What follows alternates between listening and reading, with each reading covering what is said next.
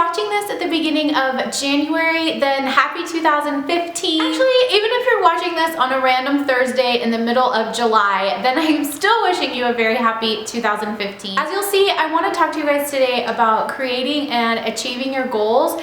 And one of the most important things for me, I really think you can have a fresh start and a new beginning no matter when it is. I've said this before, but whether it is a random Tuesday or the 15th day of the month, I don't really think it matters. I think you can have a fresh start no matter when it is. You just have to decide that that's your beginning. So while I do think it's great to set these resolutions and to create new goals for yourself at the beginning of a new year, I do think that you can do that really at any time. For me, Mondays are always a new beginning. Anytime I clean my room, I feel like I'm getting a fresh start. The Persians actually celebrate New Year on the first day of spring, which is March 21st. So I always see that as a new beginning as well. My point is really you can start over whenever you want. So I do think it's great to set goals and resolutions, but just keep in mind that no matter when you're watching this and no matter when you decide to start a new resolution, it's never too late. I do also want to mention that the things I want to share with you are just my own experiences and tips. I'm in no way trying to claim that I'm a productivity guru. I don't have anything different than you. I've just had some experiences and read some books and taken some classes. So I've kind of put that together and want to share it with you. And I think it's important to remember that you're equipped with the skills that you need to create and achieve your goals. You might need a few extra resources, but really we're all the same. We're all just on this path and journey together. This is kind of an extension of my organization series for 2015. So please do continue to share your resolutions with me on social media. I'll leave the hashtag here so that you guys can check it out and share and tag me in your posts. So I want to tell you guys about this revolutionary new concept. Okay, so it's not really revolutionary, but it did certainly change my life once I kind of grasped this concept, and I think that it's a game changer. So back in May of 2013, I attended Pepperology, which is a workshop in New York City hosted by Jessie, who writes the blog Style and Pepper. Jessie and I connected there and have been friends ever since, and I just absolutely adore her. The workshop was amazing, and one of the sessions was run by Hilary from Dean Street Society. She's equally as amazing, and I've really enjoyed getting to know her over the past year and a half as well. So Hilary talked about this idea of seasons, and I love it. So basically the concept is that you can have everything that you want in your life, just not all at the same time. And I loved that because I would always get frustrated when people would tell me that you can't have everything you want in your life, because I think that you can. The concept is really simple. Basically, I could be in the season of writing a book, for example. So that means while I'm writing this book, that season is focused on that task. So this allows me to say no to certain events in a really guiltless way. Because just because I'm saying no, for example, to a social obligation, doesn't mean that I'm saying no forever. It just means that maybe I can't go out with my friends as much and I have to say no to them because I'm in the season of writing a book. But when that season is complete, I'll shift my focus to something else and I'll be in a different season of my life. Now, like I said, this is not a revolutionary concept in and of itself, but for me, this really was a game changer. I loved that. It meant that I could focus on just one thing. It allowed me to focus my priorities and say no to the other things that didn't fall within that season. Right, so hang on to that concept because that's something we'll discuss a little bit later on. And the other thing I wanted to mention is the idea of having a goal per month. I learned about this from Carly, who writes The College Prepster. She's really great too. And she talked about an entrepreneurship class that she took in college. The professor encouraged them to group their goals per month. So for example, in the month of January, maybe I'm going to focus on my health. In February, I could focus on friendships. In March, maybe my focus will be on finances. In July, I could focus on learning new skills. So the point is you'll have different categories that you focus on every month, and that can kind of help you group your goals together as well. Alright, so how do you actually set a goal?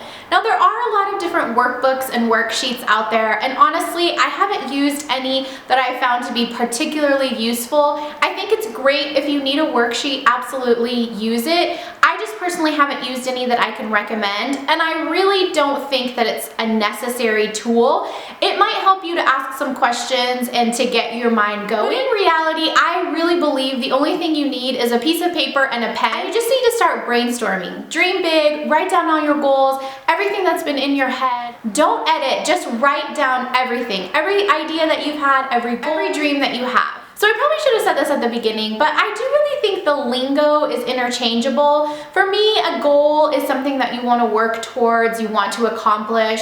I think it's the same as a dream or a big idea. Not to get too caught up in the lingo and the labels of things. So I probably will use those things interchangeably. But anyway, just brainstorm, write down everything you can think of. Now, if you're having trouble thinking of goals or resolutions or whatever you want to call them, I suggest checking out your journal if you keep one. This is a really good place to look for clues on what you might want to work on, because for most people, they write in their journals pretty freely. They don't edit a lot. And sometimes this can be more useful because with prompts or questions in a workbook, you actually really have time to compose an answer. Whereas in your journal, you're just kind of writing, hopefully not worried about any kind of judgment. And I think that's where you can really hone in and find what your true desires are. After you've got a huge list, you will want to go through and categorize them.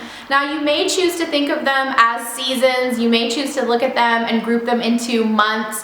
Whatever it is, you'll have to find a way to kind of categorize your goals, and that'll just help you to get through them quicker and easier. There are a lot of great resources for setting goals. One of the most common is the acronym SMART. So SMART is an acronym to kind of help you make sure that your goals are things that you can actually attain. So the S stands for specific, M is for measurable, A is for attainable, R is for realistic, and T is for time frame. Those are all things that you want to consider as you're setting your goals. Of course, you want to make sure that it's something that's specific, you want to make sure it's realistic, and you want to add a time element or a deadline as well. I'm not going to go too into that because I think that it's pretty self-explanatory, but if you do need further information, seriously just Google it. There's tons of resources on that. You will want to consider your personal mission statement or vision statement. Again, this is something that is pretty readily available on the internet if you need more help crafting a personal mission statement. A mission statement is something that may take a little while for you to craft, so if you don't have one already, you may want to consider just choosing a word. I absolutely love the idea of having a word for the year. I talked about this in the introduction to my organization series, so I'll link that so that you can check that out. I think it's a great concept, and I think it'll really help you to hone in your goals and find some more focus. After you've come up with your goals and you've categorized them either by month or per season or some other way that you've thought of, you then need action steps for each goal. So it's not going to do you any good to have this dream that you're working towards if you don't have very specific action steps to go along with it. Make sure that you do take the extra time to go through and come up with the exact steps that you'll need to accomplish your goals. And remember to be flexible. I'll talk about this a little later on, but just because you set some action steps now doesn't mean that you might not need to adapt and change them, and that's okay, but you do need a starting point. Alright, and finally, I just want to share a couple more tips with you guys. I think one of my absolute favorites is to add a visual component. Now, this may be a vision board, or you may write your goals on your mirror in the bathroom. Maybe you'll create a little card that you put in your wallet and carry around. That was actually something that Carly suggested. If you're a lover of paper crafts and have a ton of project life cards laying around, this would be a great use for them. Just make your goals very visible and make sure that you see them everywhere that you look.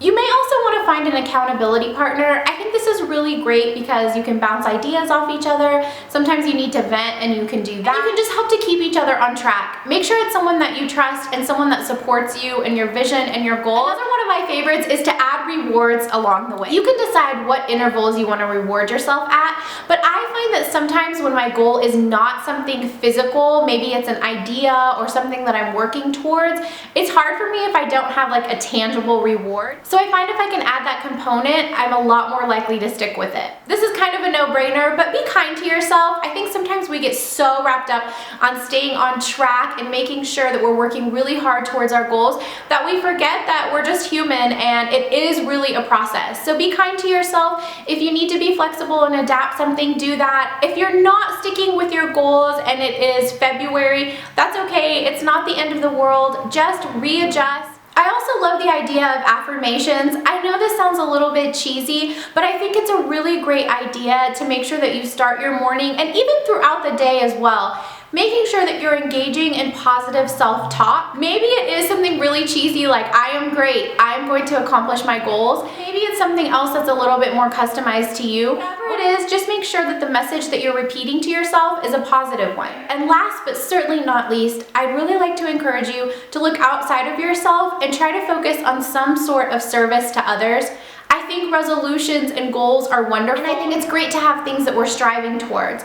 But sometimes when we get so wrapped up in ourselves and so wrapped up on working on our goals, it's actually counterproductive, and in reality, that doesn't do any good for us. So whether you set it as a resolution to help others or you just try to do it a little bit more informally, just try to find ways that you can be of service to others that are around you. And I promise the benefits that come your way will be amazing as well. Two more things I wanted to mention. So I recently saw on Facebook, my friend Courtney shared remember-lutions. So instead of resolutions, her and her family have created these jars for themselves with little pieces of paper. And throughout the year, they're gonna write down things that they're grateful for or fun memories that happened to them. At the end of the year, they can look back and remember all the good times. So like I said, this again is just a fun thing to do. It's great to set resolutions and goals, but also remember to be thankful for the things that you already have and the little things that are happening that are great in your life.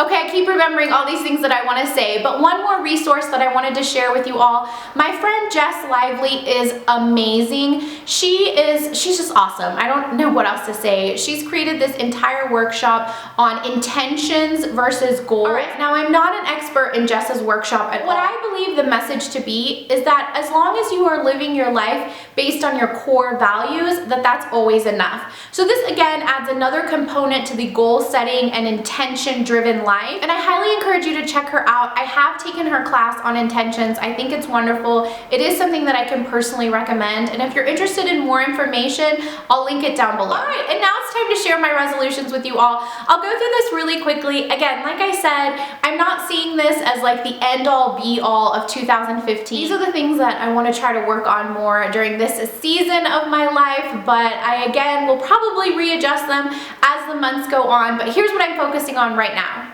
First and foremost, you guys know this already, I'm focusing on simplifying. It is my word of the year. This is the big overall goal for me. This is gonna inform all my decisions. I'm really hoping to stick with this, and I'm really working on simplifying this year.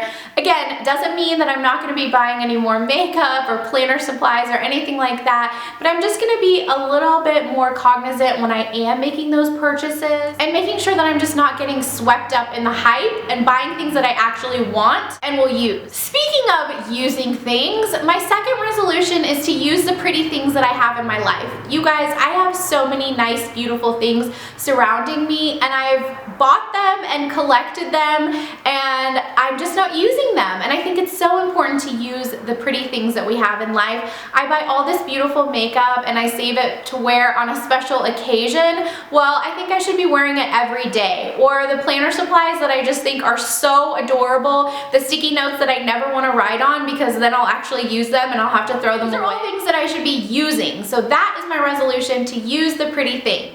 And number 3 is to read one book per month. I used to be a pretty avid reader, and I've just really gotten off track with that. So I want to get back at it, and if you have any good suggestions for books that I should read, please leave them down below. Resolution number 4 has to do with 2 really popular songs right now. I'm just gonna let it go and shake it off. All right, I have perfectionist tendencies, and I tend to just get caught up in things, and I really just want to be able to let go. I don't want to stress out as much. I do get really stressed out. So I just want to try to let go of things, shake it off. There's certain things that I can't control. Doesn't mean I'm not going to work hard and not going to do my best, but I really do need to let it go. My 5th resolution is to do yoga once a week. Now, I know that probably doesn't sound like a lot to some of you, but I really do love yoga. I think I mentioned this in one of my Vlogmas videos, but I tend to only go to yoga when I actually need it, like I'm feeling really stiff or I've hurt my back or something. So I hope that by incorporating it into my schedule at least once a week,